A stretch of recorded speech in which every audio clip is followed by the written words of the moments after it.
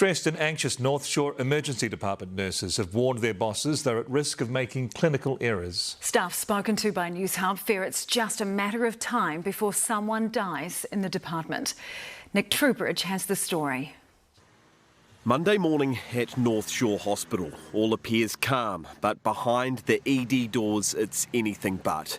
Nurses tell Newshub they're sick of overcrowding, understaffing and of seeing ill patients stranded outside. We spoke to one who didn't want to be identified. These patients definitely need better quality care than what we're actually giving them at the moment, and we're unable to give that, and that stays with you and you take it home with you.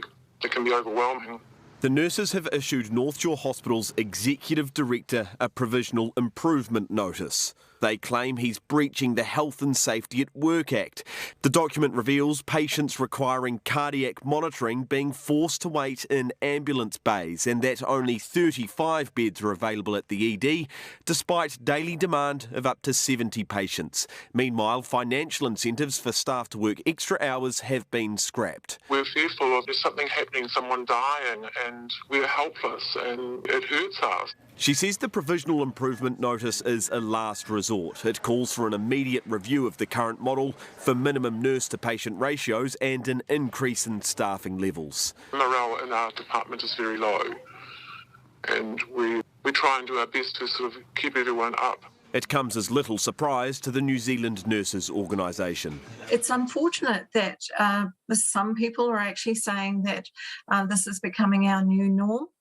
And I have to say that we cannot allow that to happen. NZNO says more work needs to be done to train and retain ED nurses, and it's certainly needed. Data obtained by Newshub shows Te Whatu Ora Waitemata is currently short 17 nurses in its ED departments alone. Nick Trubridge, Newshub.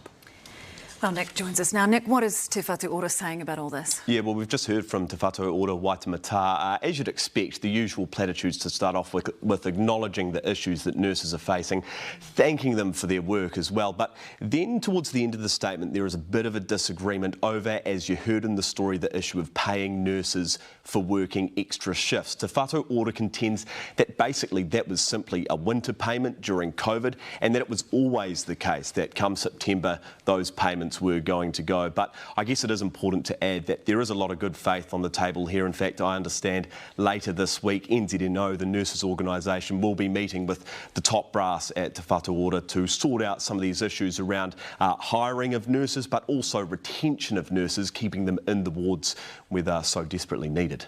Nick, thanks very much.